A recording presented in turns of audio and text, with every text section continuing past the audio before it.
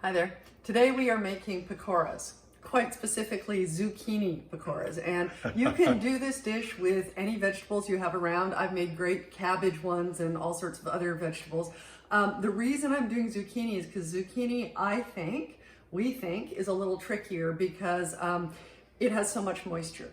So we did a salted thing first. I'm going to walk you through that. You salted your zucchini? That we would not have done if we were doing cabbage or another vegetable. So what I did is we grated 150 grams of our zucchini from the garden this year is yellow, but of course you can use the regular green. Put a little bit of carrot in there as well. The amounts are down below. Just for a little color. Why not, right? Absolutely not necessary, but I have made pakoras with a mixture of all different vegetables over the years, and it was just nice to add that in. Now, the thing that we did with zucchini that's different is that we sprinkled about a quarter teaspoon of salt on it, mixed it, and then let it sit for 30 minutes. And that's kosher salt, right? That was kosher salt. So the reason for doing that is to draw the moisture out. And so what I'm going to do now is if you saw the video that was on greens, I think, or something, I did some squeezing there too. Squeeze it, baby. So I'm just going to, and I'm squeezing into a container in this case, and I'm not squeezing quite as hard as I do if I'm doing, it was the gomai recipe, right? Because I'm not worried about it being totally dry. I'm just trying to get out some of the moisture. And we may end up adding that back in. It really depends how much moisture is in your zucchini. And that's the thing about the zucchini that makes it hard to work with in this case, is you don't know how much moisture is in your particular zucchini. Other vegetables don't give off as much liquid.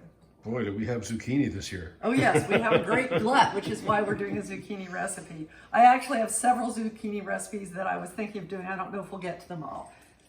But you may see a glut of zucchini recipes over the next couple of weeks. So and you're just squeezing that out. I am, but I'm not, like I said, I'm not working really hard to make sure it's bone dry. I'm just getting most of the moisture out. And then if the batter's a little too thick, then you can add some of that back in. If it's too dry, we add it back in. So I think when I made this the last time, I added about 2 tablespoons back in. And there are a couple of strings of zucchini in there. That's fine too, okay? It's all good. So we now have this zucchini that is not dry. If you come in and have a look at it, Rob, it's not dry. You know, there's still some moisture in there, but it's not as wet as it would be otherwise. And then I'm going to add in the other fresh, meaning non-dried ingredients. So here we have some chopped jalapeño. If you're using an Indian pepper, you would use less of it. Again, amounts are down below. I was not too careful about taking out seeds because we actually like a fair amount of spice in our food. But taking out the membranes and taking out the seeds are what's going to mitigate that heat for you. So if you don't like things as spicy, first of all, test your jalapenos. Some of them are almost like green peppers and some of them can be really hot. It really just depends. So in that goes. And then I have some chopped cilantro as well, also called coriander, the fresh version. This is a sprig of curry leaves. Now, if you don't have it, I feel sorry for you. It's not necessary. It is absolutely optional, but it definitely adds something that you would miss if it wasn't there. If you've never had them, it's not a big deal, right? It makes it gooder. Gooder. There you go. So I'm just going to pick off, it's like, 8 or 10 to 12 leaves, and I'm just actually picking them off the stem and then just kind of pulling them apart. Just so you can chunks. Get a little bit in each pakora, right? No, there you are. 1, 2. Oh, even that already smells amazing. Just smells amazing. It's an herb, so it's quite strongly scented. And if anyone's in the Vancouver area, we get those at Punjab Foods on Main Street. Yes, up on Main Street. Sometimes they have them at Osaka and TNT so too. Main Street is, I think that zone, it's about 50th? 50th or so, yeah. Give or take? Okay, so that's all in there now.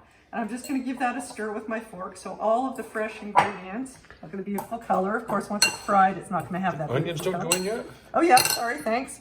What I did with the onions was they are cut in half and then thinly sliced into half moons, so half rounds. As thinly as you can manage. Some of them are thinner than others, depending on, and you can cut them into chunks if you prefer that. I actually like the half moon shape, personally. So like I said, you could have done cabbage here or some other vegetable. You can pakora just about anything. The verb to pakora. The verb to pakora. Okay, so next, what we've got here, pakora. probably just put some curry leaves in my hair. This is your magic ingredient, above and beyond, I think, the curry leaves. You can't make your pakoras without this. Not good ones. So this is called, well, in English, we call it chickpea flour. But in Indian English, it also gets called gram flour and besan, B-E-S-A-N. So you can find it under any of those names, and it's ground chickpeas. So it's got more fiber and more protein than regular flour does, and it's gluten-free. Not that I care about that, but you might. Helps us play. So I'm just sprinkling that in. Then we have some rice flour here. Now, if you don't have rice flour, this is white rice flour. You could use brown rice flour as well, I suppose. But if you don't have rice flour, you can use cornstarch here as well. And it helps make it crispier. That's the whole purpose there. Then we have garam masala, turmeric, salt, finely ground in this case. I just put our kosher salt into the coffee grinder. This is ground coriander. This is just a titch of baking powder, and that helps puff them up. Puff them up a bit. And then a bit of hing, also called asafoetida, and you can look at my last episode to find out all about hing. I think we even show the container. Just making sure to get all of that out. And then I'm just going to mix that up. And this is where we see how much moisture is left. Whoops. That flying bits of veg. How much moisture is left in there? Now, how do you judge? Well, it's an eyeball thing. First, stir it up as best you can to see, and push it down there. Try to get rid of all of the powdery bits. Right. Okay. And then once you've done that, which we've mostly done here. Okay, so the moisture in the zucchini and the other vegetables, like the onions and stuff as well, has made it no longer powdery, okay? Right. But it is a very, very thick paste, for lack of a better word. So I'm going to drizzle. I would actually, suggest take a tablespoon or something and do a tablespoon. Mix it up and go, okay, what do I think of that? And if it gets too liquid, just add a bit more flour? A bit more besan or ground flour, chickpea flour is what I would do. I actually would do a little bit more. Because you want it to be able to group into a ball, right? It has to hold together, absolutely. Some fritter type things, and that's what pakoras are, they're a vegetable fritter. Some fritter type things have more batter, and you want to have that batter. Pakoras aren't like that. They're sort of about the vegetable. I mean, yeah, the batter holds them all together and stuff, but you're not looking for excess batter clumps on there. If you were, you would do way more flour and way more moisture. Like a deep fried prawn, So I'm thinking here, let's just do this to give you an idea. Okay, so I can get it into a ball.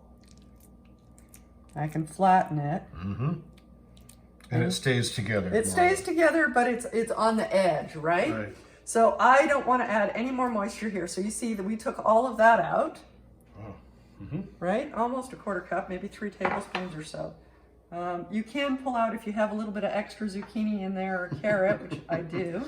Oh, you're ever so thrifty. I am. I'm frugal, which our youngest son seems to think is an insult, but Rob and I take it as a great compliment. Yes, I am frugal. Thank you very much. Well, next year we'll buy in pants. So what I'm going to do is I'm going to heat up the oil. We've got about 2 cups of sunflower oil here in a pot actually. The reason I'm not using a frying pan is we are trying to deep fry them. So you need your oil to have a certain amount of depth, like at least 2 inches worth of depth. And at least 2 inches above it to the rim of the pot. So right? part of the problem, actually, no, I don't, I disagree with you on that because that does not have that.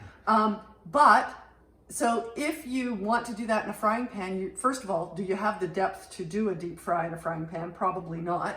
But also, you have to use an awful lot of oil because you're talking about a large surface area. If you have a smaller surface area, you can't do as many pakoras, you can't fry as many at one time, but that's okay because you don't want to fry too many at the same time because it will bring the temperature down.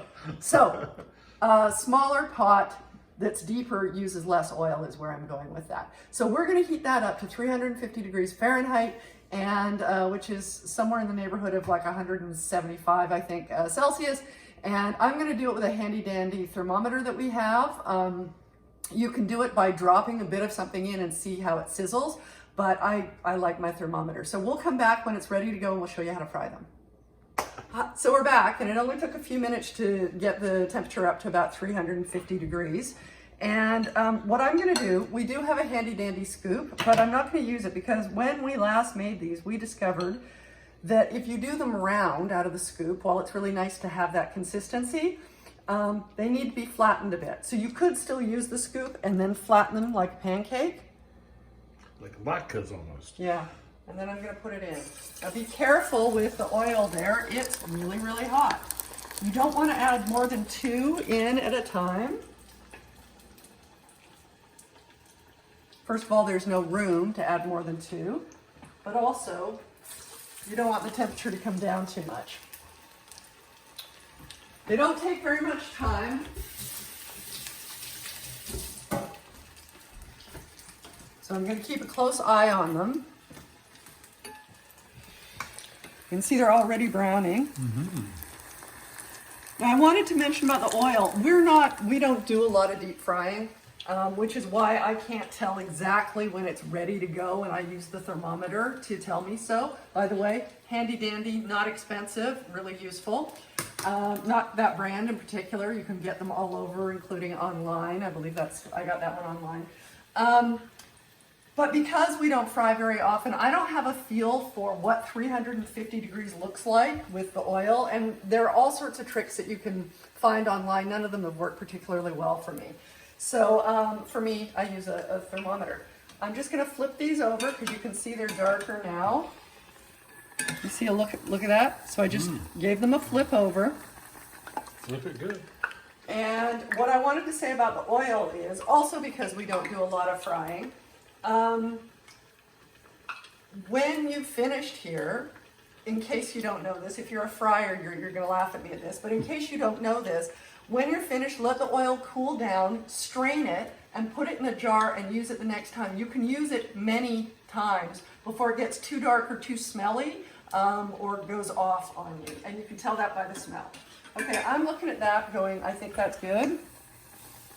Oh, yes. And another trick, generally speaking, is salt something while it's still hot.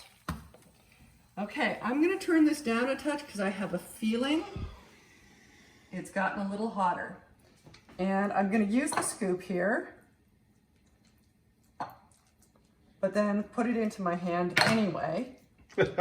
No, because I'm trying to get the approximately the same amount. Yeah. And if a bit falls off of your pakora, the last ones I made didn't hold together quite as well, just keep an eye on those because they're more likely to burn because they're smaller. And scoop them out. They're still super tasty. Scoop them out, put them on, do exactly what you're doing. But what do we call those bits? the nibble pibblies. The nibble pibblies. And I'm going to wash again. You can have a look at the oil there. I'm looking at the oil. It's going. Oh, it's going. They look really good. So, I noticed that you've chosen to use an old brown paper bag instead of expensive, ecologically insensitive paper towels. So, yeah, okay, so I do use, I grew up using a paper bag. We always had them around the house. My mother was very anti paper towel, and long before that was a thing. We were poor too. Yeah, no, we weren't poor. See, that's the thing. See, nibble pibblies, take those out so they don't burn. We were not poor, but it just was not a thing. She didn't believe in the waste that we now know of paper towels, so we never had them. And we had cloth napkins, and we used what are called tea towels, not that she ever called them that, for things. And we either had newspaper or we had brown paper for anything that was coming out of oil like bacon or anything like that. So I just flipped those two over. And they're looking perfect, and they smell so good, like really, really yummy. Yeah, so you can help yourself. You can use newspaper, you can use the brown paper, or you can use paper towel if that's what you have around. Anyway, I don't think you need to see me make all the rest of these. I think it will make 2 more maybe, so I think we're looking, oh, these ones are so beautiful. So I'm thinking this probably makes about 6 of the size that we're making. And those are big ones too, right? Yeah, well, so they're flatter than some of the others.